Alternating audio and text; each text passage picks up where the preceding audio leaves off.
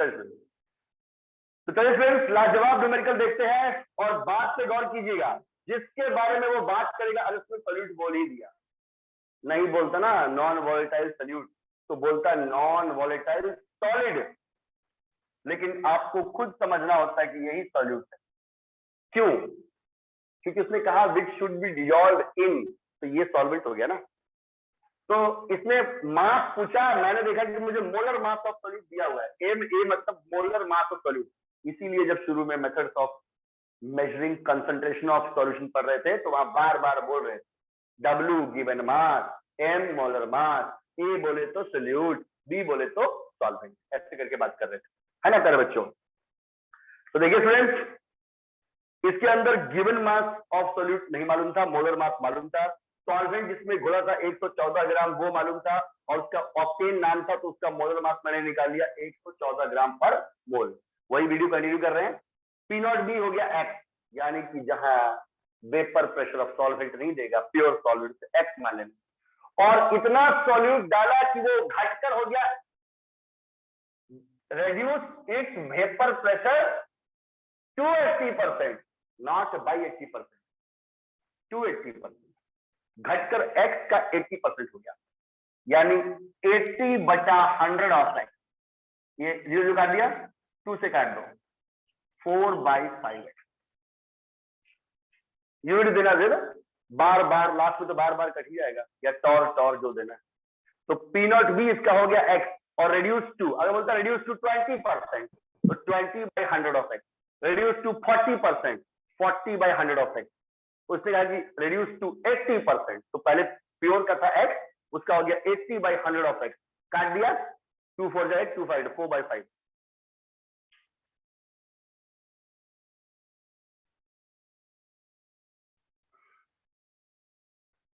Molar mass 114 ग्राम कैसे आया ये भी आपको मालूम पड़ गया। और उसके बाद जहां पे वेपर प्रेशर नहीं देगा, जिस केस में मेरे प्यारे बच्चों वेपर प्रेशर नहीं देगा, इन दैट केस, जिस केस में वेपर प्रेशर नहीं देगा, इन दैट केस, उस केस में आपको पी नॉट बी को मानना है एक्स, और पीबी के लिए कुछ बोलेगा, घट गया, क्या हुआ क्या नहीं हुआ। इतना हो गया सबका?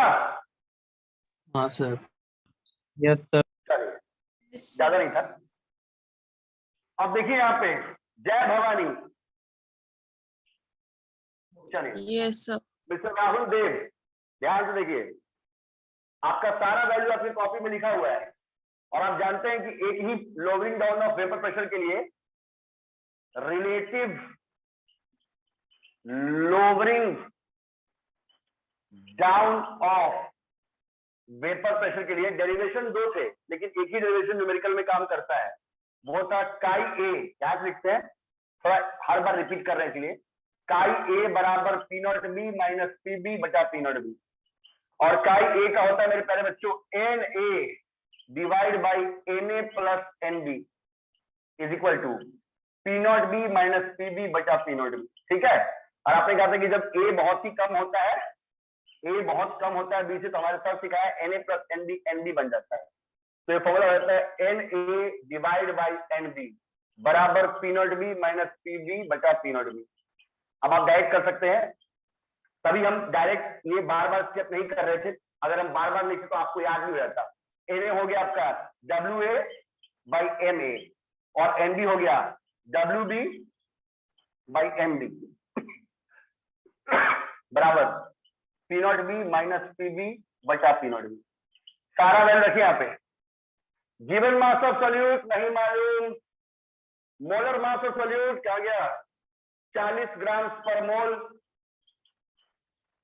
नीचे में गिवन मास ऑफ सॉल्वेंट कितना था 114 ग्राम।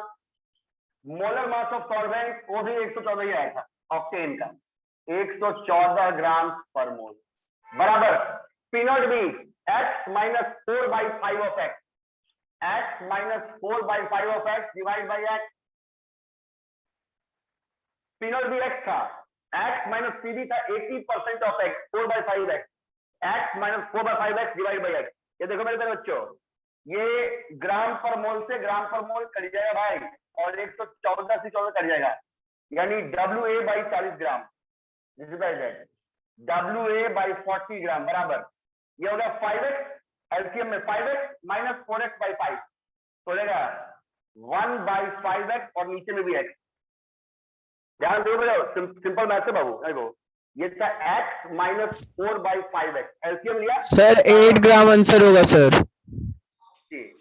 और 5x माइनस 4x बाई 5 आएगा तो ये होगा 1 बाई 5x, एक x तो ऊपर था एक x नीचे था, x से x आपका कर गया और क्रॉस मल्टीप्लाई हो गया, बिल्कुल सही जवाब। और गिवन मास हो गया 40 ग्राम डिवाइड बाई 5, बिल्कुल सही जवाब 8 ग्राम। जो सॉल्यूट आप डिसॉल्व कर रहे हैं वो मात्र 8 ग्राम है, जबकि सॉल्वेंट 114 ग्राम है।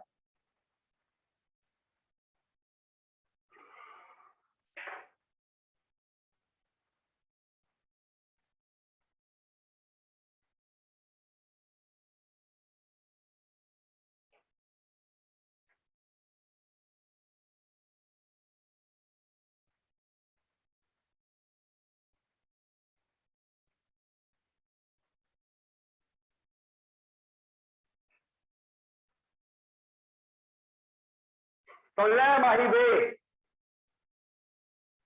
हाँ सर आ गया। Come on Mahi, just chicken roll खाने से जिंदगी नहीं चलता। ध्यान दीजिए भवानी जी, फोटोग्राफी और म्यूजिक के अलावा भी कुछ शौक होने चाहिए इंसान को। ऊपर देखिए,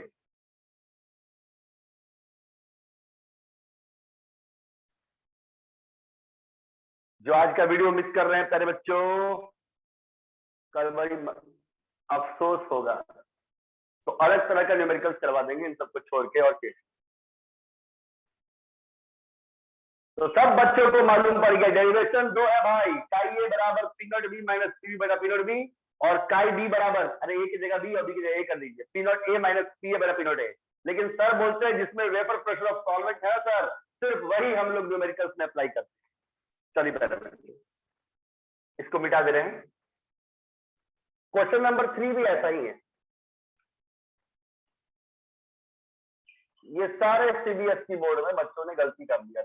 अर्नब सिन्हा, यही सेम क्वेश्चन था, यहाँ 2 के बदले बाई था।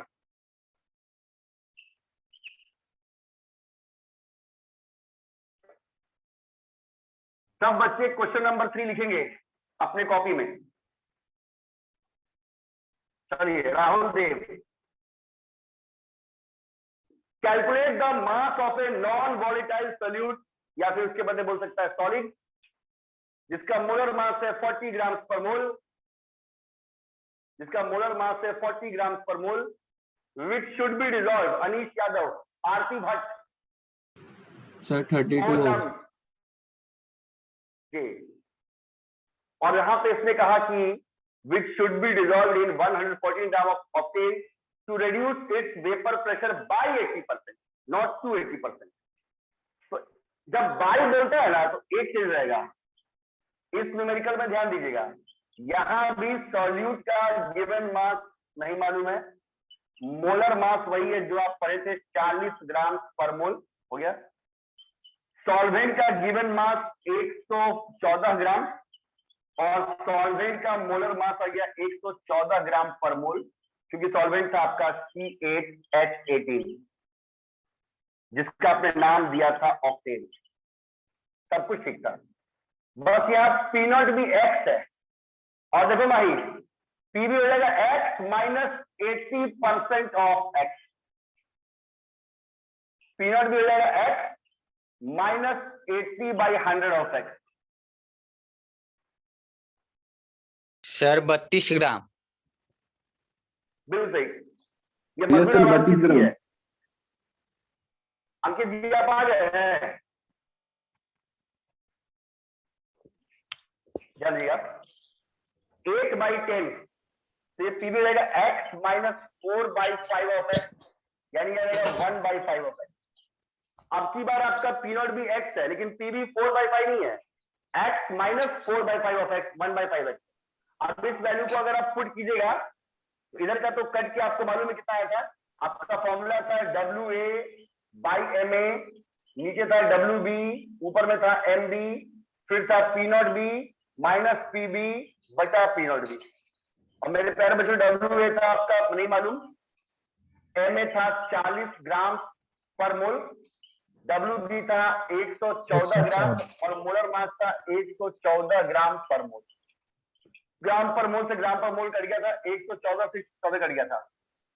और यहाँ आएगा x minus 1/5 of x divide by x। ये सब यहाँ से काटने के बाद आया था WA/40 ग्राम और ये 5x माइनस 1x तो आएगा 4/5 ऑफ x और नीचे भी x कट जाएगा। दिस इज दैट WA बराबर, अगर कोई यूनिट होता बार या टॉर्क तो वो भी कट जाता। WA बराबर 4 × 40/5 ग्राम। 5 से काट दिया 5 × 40, 8 4 जा 32 ग्राम। यानी सब बच्चों को 32 ग्राम निकालना था, लेकिन जल्दी में सब बच्चों ने 8 ग्राम का आंसर निकाल दिया।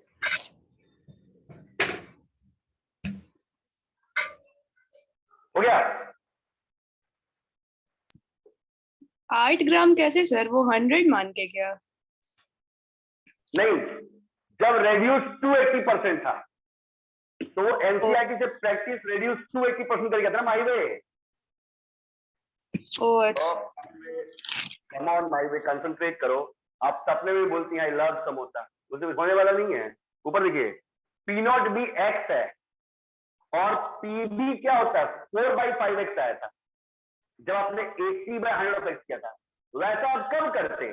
जब लिखता to reduce its vapour pressure to 80%, then x और P0 भी x और PB 80/100 of x। But if it is written reduce by, come on my आंख खोलिए, चश्मा पहनिए, reduce by 80% जब बोलता है तो फिर उसमें से x माइनस 80/100 of x करना पड़ता है और तब आपका PB कितना आता है 1/5 है। और जब आप उस न्यूमेरिकल के फॉर्मूला में 1/5x पुट करेंगे तो आपका 32 आएगा। और सब एनसीईआरटी वाला रेड्यूस टू पके गया था। तो दोनों जगह आंख खोल कर देखिएगा, रेड्यूस टू है, रेड्यूस बाई है।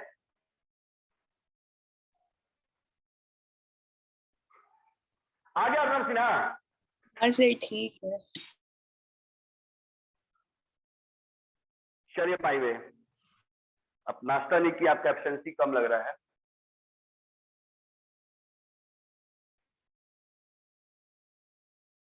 चलिए शिवानी जी, आपने इसको फील किया? यस सर, बना लिए। Very good. सिर्फ बनाना नहीं है, फील भी करना है।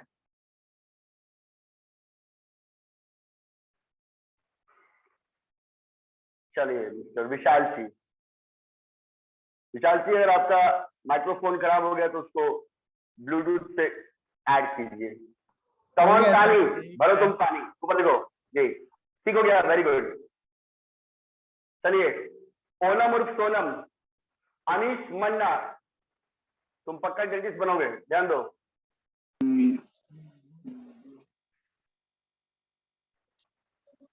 तो मेरे प्यारे बच्चों, जब भी मैं आपसे वेपर प्रेशर की बातें करूं तो मुझे क्लियर बताइएगा। सर देखिए, इतना आपके सबके मुंह से स्टेटमेंट सुनना एकदम जरूरी है।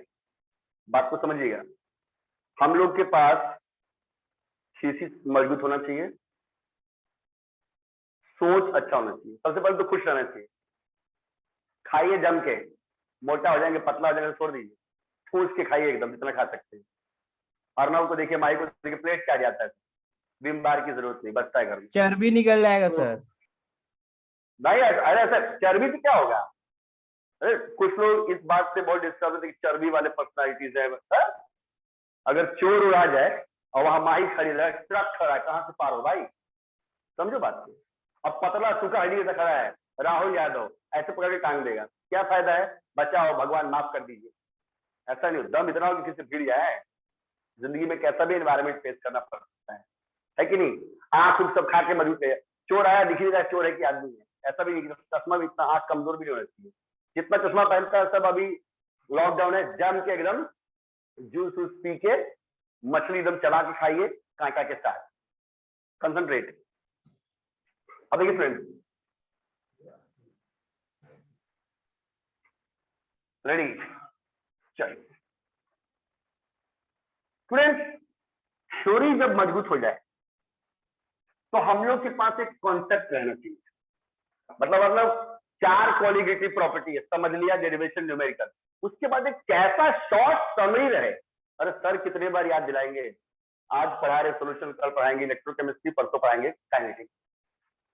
हर एक का अपना ही जज्बा है, ठीक है। तो स्टूडेंट्स आखिर ऐसा कैसे ब्रीफिंग हमारे दिमाग में रहे, जो जो पॉइंट्स अगर हमारे दिमाग में रिकॉल हो तो वो टॉपिक हम कभी भूले ही ना। तो बहुत ही सिंपल है ना। ये lowering down in vapour pressure का ब्रीफ है,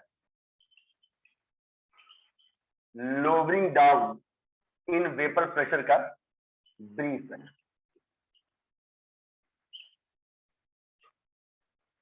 lowering down in vapour pressure का ब्रीफ है, ठीक है।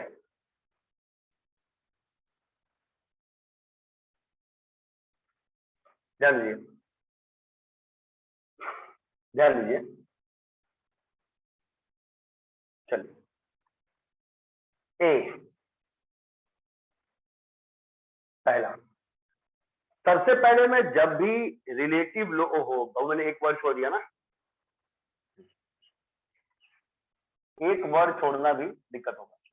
सबसे पहले जब मैं relative lowering down of vapour pressure कोई बच्चे से पूछूंगा तो बोलेगा सर उल्टा रिलेशनशिप है सर, सल्यूट का मोल फ्रैक्शन सॉल्वेंट के वेपर प्रेशर से रिलेटेड है ना, फॉर्मूला देख लीजिए, और सॉल्वेंट का मोल फ्रैक्शन सल्यूट के वेपर प्रेशर से रिलेटेड। बोलूंगा यार प्योर हिंदी में बोल, इंग्लिश नहीं। कंसेप्ट क्या बोलता है सर? कंसेप्ट ये बोलता है ना, सल्यूट का मोल फ्रैक्शन बढ़ाओगे ना तो सॉल्वेंट का वेपर प्रेशर कम हो जाएगा, और जब सॉल्वेंट का वेपर प्रेशर बढ़ाओगे ना सल्यूट का सॉल्वेंट का मोल फ्रैक्शन बढ़ाओगे ना तो सल्यूट का वेपर प्रेशर कम हो जाएगा। सर ये बात है, बोलेंगे कैसा सॉल्यूशन के लिए ये बात कर रहा है? सर बाइनरी के लिए। अपनी बातों को डेरिवेशन में लिख के दिखाओ। सर सिंपल है सर, काई ए अगर बढ़ेगा सर तो P naught B minus P B बटा पी नॉट बी। इसको चीख चीख कर कितनी बार बोला मैंने कि बेटा ये दिमाग में अपनी नोट करो पहले। ये ना तो पी नॉट बी के प्रोपोर्शनल है ना पी बी के, ये इन दोनों के बीच के डिफरेंस के प्रोपोर्शनल है। और मैंने आज सुबह सुबह जब क्लास फर्स्ट बार स्टार्ट किया उसी टाइम आपको बताया, अगर डिफरेंस बढ़ेगा तो ये पी बी सॉल्यूशन बनने के बाद वाला कम होता जाएगा। यही बोलता है कि लोअरिंग हो रहा है, घट रहा है। और बोलेंगे और कोई फॉर्मूला? एक और है सर, काई बी, ए के जगह पे बी आ गया और या बी की जगह पे ए आ जाएगा, बराबर P not a minus P A बटा पी नॉट। बोलूंगा चलो दोनों क्या बोल रहे हैं? सर ये बोल रहा है ना सॉल्यूट बढ़ेगा तो सॉल्वेंट का वेपर प्रेशर कम होगा, और सर ये बोल रहा है कि अगर सॉल्वेंट बढ़ेगा तो सॉल्यूट कम होगा। बोलूंगा आगे न्यूमेरिकल्स में कौन कम करता है? सर आगे डिराइव करते हैं ना सर सॉल्यूट को कम मानकर, क्योंकि सर सॉल्वेंट तो कभी कम हो नहीं सकता, हमेशा सॉल्यूट ही कम होगा। तो सर जब सॉल्यूट को कम मान के आगे डिराइव करते हैं ना सर, तो फिर ये वाला नहीं काम करता।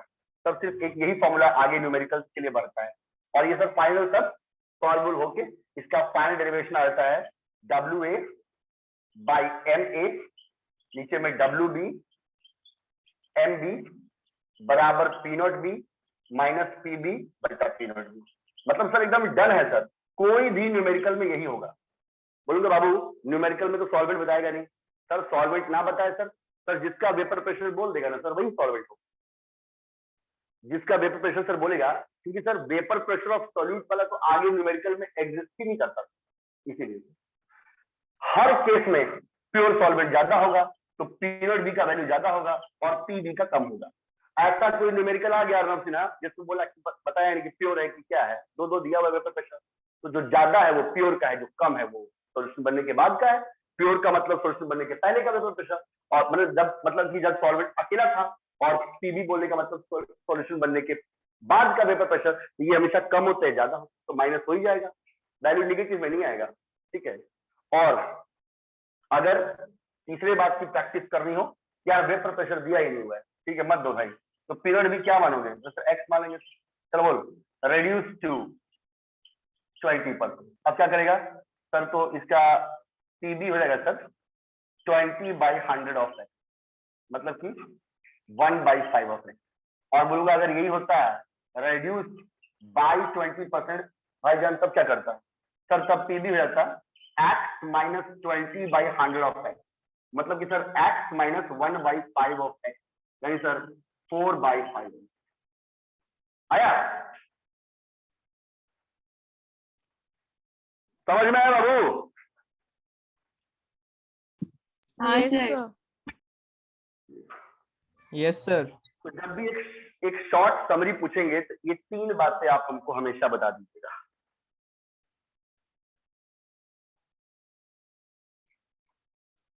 जब भी एक शॉर्ट समरी मेरे प्यारे बच्चों पूछेंगे तो ये 3 बातें जो है ना वो आप हमको हमेशा क्लियर कर दीजिएगा। Sir lowering down of vapour pressure अगर स्ट्रॉन्ग करना चाहते हैं सर तो इतना हम लोग को अच्छे से आना चाहिए। आगे भी बहुत सारे न्यूमेरिकल्स आप बना सकते हैं। न्यूमेरिकल्स में आपको कोई तरह का टेंशन नहीं होगा। चलिए अब सेकंड वाला elevation in boiling point start करने के पहले, elevation in boiling point start करने के पहले हम लोग कुछ वर्ड्स को यूज करते हैं, ध्यान दो। उसको हम लोग पढ़ेंगे और उसके पहले हम लोग 2 तरह के सॉल्यूशंस हैं, आइडियल और नॉन आइडियल सॉल्यूशन। उस टॉपिक को क्लियर कर लेंगे फिर पढ़ेंगे तो फिर ज्यादा बेटर रहेगा। एलिवेशन इन बॉइलिंग पॉइंट करने के पहले ये सब तो हो गया। Yes, sir. Yes sir. ये वाला आ गया माही वे रेड्यूस हाँ, टू sir. रेड्यूस बाई वाला आ गया। चलिए माही वे अब ध्यान दीजिए।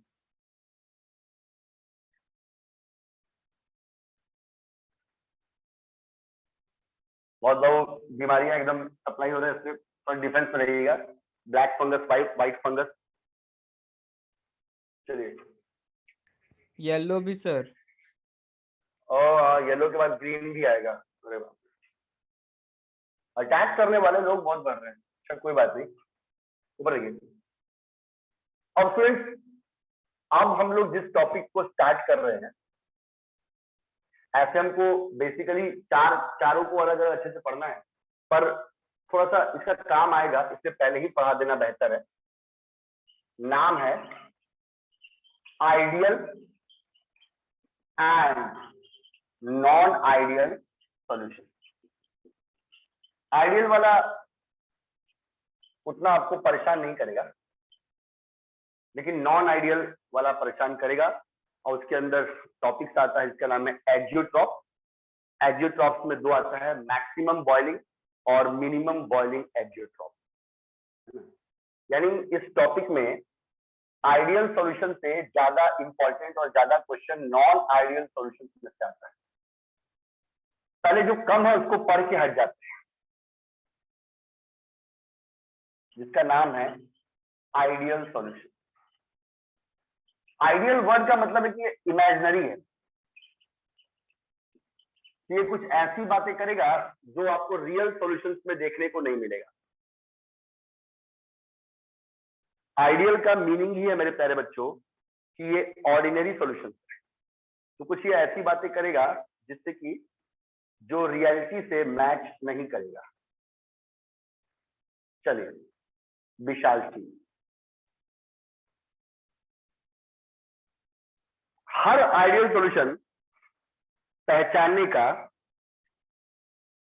सबसे पहला डेफिनेशन ये है। मीनिंग क्या है वो हम लोग नेक्स्ट वीडियो में एक्सप्लेन करेंगे, लेकिन पहले डेफिनेशन आना चाहिए।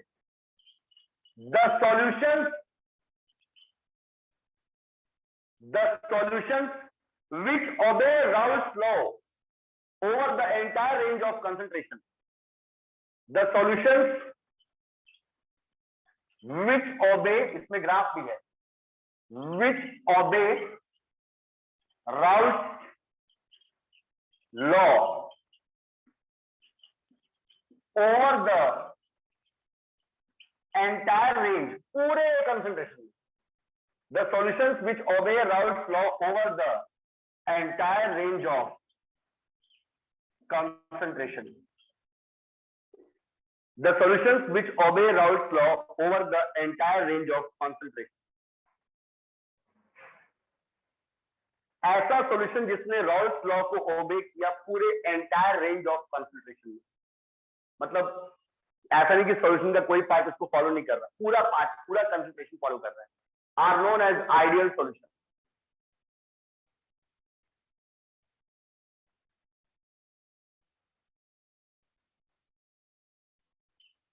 Are known as ideal solution. प्यारे बच्चों, एक मैथ्स में ग्राफ हम दिए एक्स वाई का, जैसा आप पढ़े थे linear equation in two variables का, और उसमें बोले कि ये पॉइंट है बाबू, एक्स बराबर ये, वाई बराबर ये तुम्हारे ग्राफ को फॉलो कर रहा है। इसका मतलब क्या हुआ अर्णव?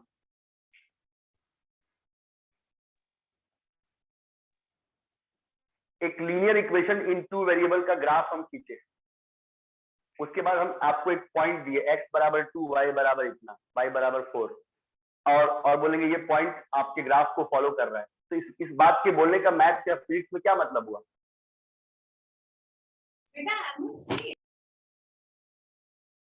बोलिए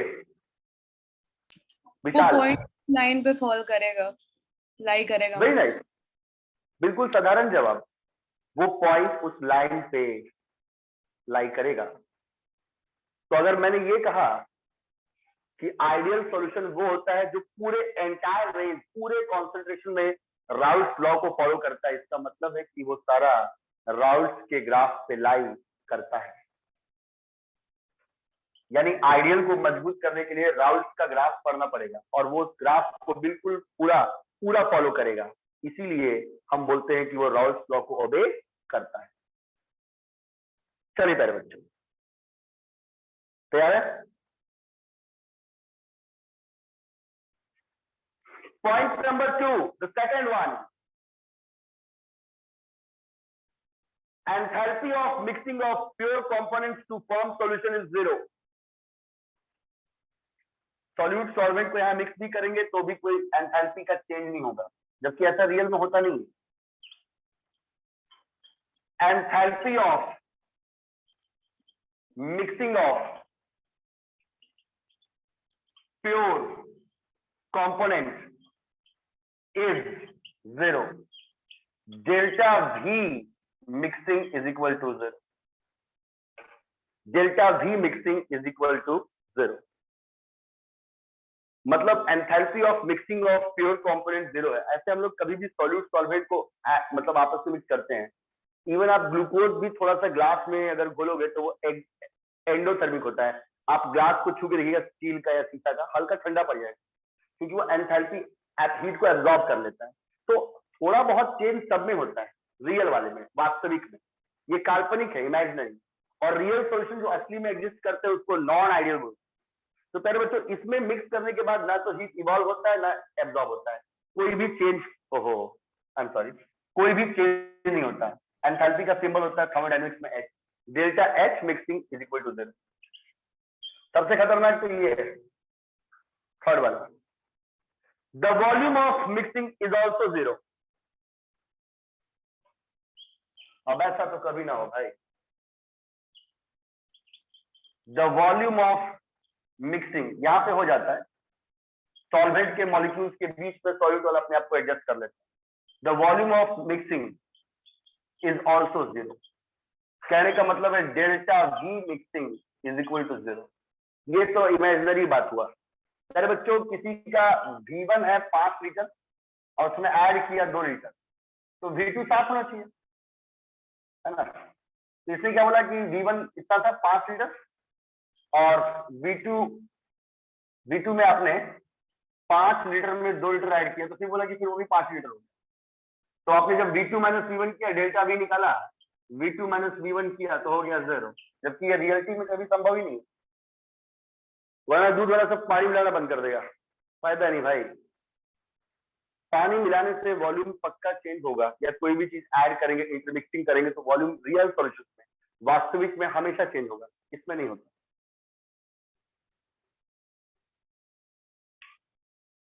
पहले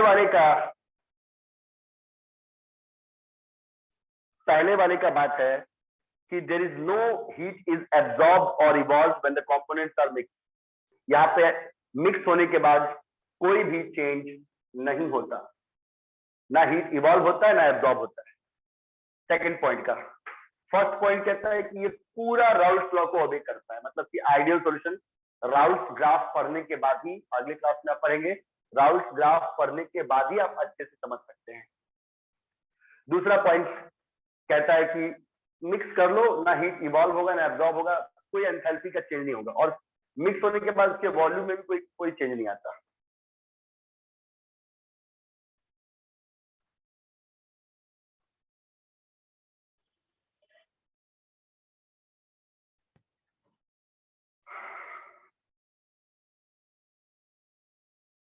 ठीक है,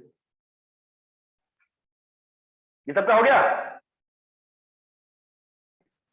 यस Yes, सर। sir.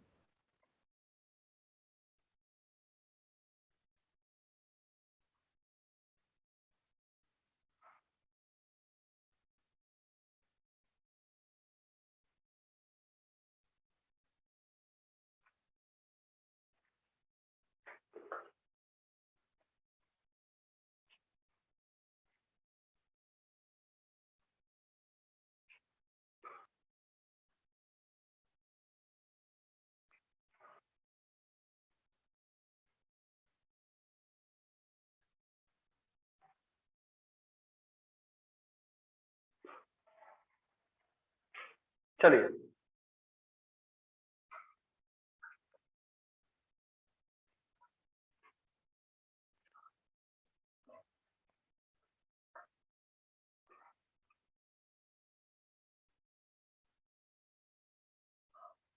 देखिए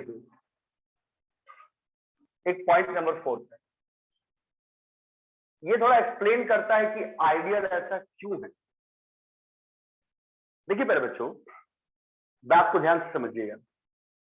जनरली क्या होता है कि शुरू में आप हाथ में नमक या चीनी लिए हैं, सल्यूट, उसमें ए का सॉल्यूट का मॉलिक्यूल सॉल्यूट के मॉलिक्यूल से काफी स्ट्रांगली अट्रैक्ट, ए का इंट्रैक्शन स्ट्रांग है। एक ग्लास में लिया है पानी, पानी का मतलब सॉल्वेंट बी, तो बी का मॉलिक्यूल बी के साथ इंट्रैक्शन स्ट्रांग है, लेकिन जब आपने उस चीनी को उस पानी में मिला दिया बढ़िया, तो बन गया सॉल्यूशन। अब सॉल्यूशन कब बना? जब सॉल्यूशन बनने के बाद ए का इंट्रैक्शन टूट गया, बात समझिएगा, और बी का भी आपस में इंट्रैक्शन टूट गया, और ए और बी का मतलब सॉल्यूट और सॉल्वेंट का इंट्रैक्शन अच्छा हो गया, तभी तो आप पिए तो आपके मुंह में पानी भी आया और मीठा भी लगा, क्योंकि उस पानी के मॉलिक्यूल ने अब चीनी के साथ अच्छा बॉन्डिंग कर लिया। मेरे बात को फिर समझिएगा, जब हाथ में सूखा चीनी है अलग सॉल्यूशन बनाने के पहले प्योर, अभी मैंने मिक्स नहीं किया, तब उसके अंदर ए का इंट्रैक्शन अच्छा है, एक ग्लास में पानी है, फिल कीजिए, उसमें बी का इंट्रैक्शन अच्छा है, फिर आपने उस चीनी को पानी में डाल के उसको अच्छे से चेक कर दिया, अब बन गया शरबत, शरबत पिया, मीठा भी लगा, पानी भी आया, मतलब ए वाला इंट्रैक्शन टूट गया, बी वाला इंट्रैक्शन टूट गया, और ए बी का इंट्रैक्शन ज्यादा हो। ये बात है वास्तविक, रियलिटी। अब इमेजिनरी बात सुनिए, आइडियल का, इसमें ए सल्यूट और बी सॉल्वेंट का इंट्रैक्शन सॉल्यूशन बनने के बाद भी ए बी के इंट्रैक्शन के बराबर होता है, यानी कि अभी भी सॉल्यूशन बन गया, लेकिन फिर भी सॉल्यूट ने सॉल्यूट के मॉलिक्यूल से अट्रैक्ट होना या सॉल्वेंट ने सॉल्वेंट के मॉलिक्यूल से अट्रैक्ट होना कम नहीं किया। यही है इसके आइडियल होने का खास वजह, बात को समझिएगा। इसमें किया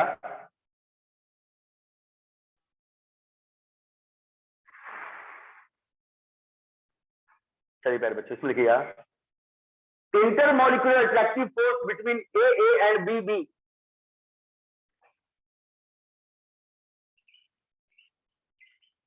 intermolecular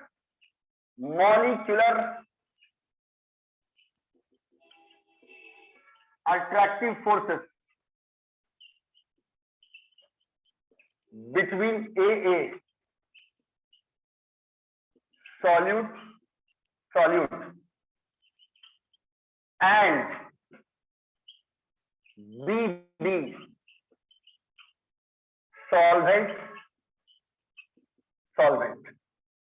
Intermolecular attractive forces between AA solute and BB solvent is nearly equal to, ऐसा होना नहीं चाहिए, बहुत ही टूट जाता है तो इन दोनों का तो फोर्स एग्जिस्ट ही नहीं करना चाहिए, लेकिन ये लगभग बराबर होता है। पूरा तो अगर पूरा ही बराबर हो तो सॉल्यूशन बनेगा। सॉल्यूट सॉल्यूट को खींच रहा है, सॉल्वेंट सॉल्वेंट खींच रहा है, तो आपस में कैसे मिक्स होगा? तो नियरली थोड़ा सा कम होता है, पर nearly equal to A B. बोले तो solute solvent interaction, solute solvent interaction. Intermolecular attractive forces A और बी के बीच का जो है, ए का सॉल्यूट का और बी का बीच का सॉल्यूशन बनने के बाद भी कम नहीं हुआ, वो लगभग ए बी सॉल्यूट और सॉल्वेंट अट्रैक्ट होता है उसके इंटरेक्शन के बराबर है। जहां लाइट आ रहा वहां लिखा हुआ है इंटरेक्शन, INTERACTION।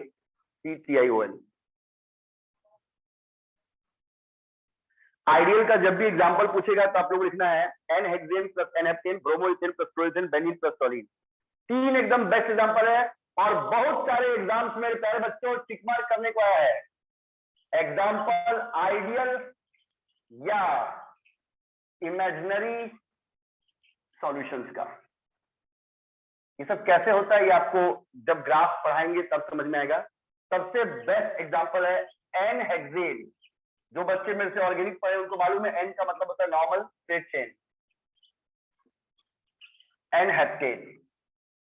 दूसरा है C2H5Br plus C2H5Cl, bromoethane plus chloroethane. और तीसरा है, इन तीनों में से कोई भी CBSE सब में टिक मार्क करने को आएगा, benzene C6H6 plus टॉलिन, benzene plus टॉलिन C6H5CH2, C6H5CH। तो बिहार बोर्ड में भी बहुत बार टिक मार्क करने को आया है, ये तीनों एग्जांपल याद कर लीजिएगा। ये जो तीनों मिक्सचर आप बना रहे हैं, हेक्सेन प्लस हेप्टेन का, ब्रोमोइथेन प्लस क्लोरोइथेन का और बेंजीन प्लस टॉलिन का, ये तीनों ही हमारा बेस्ट यूज होता है इन द फॉर्मेशन ऑफ, क्या बनाने के लिए यूज होता है? आइडियल सॉल्यूशन, जिसको इमेजिनरी सॉल्यूशन भी कहते हैं। तो प्यारे बच्चों, सर टॉलिन मीन सर व्हाइटनर, जो व्हाइटनर आप लोग यूज करते हैं, कुछ लिख दिया तो गलती हो गया, कुछ लिख दिया तो गलती हो गया, उसको मिटाने के लिए वो व्हाइटनर के अंदर टॉलिन होता है, इसलिए उसको स्मेल करना इंजूरियस होता है।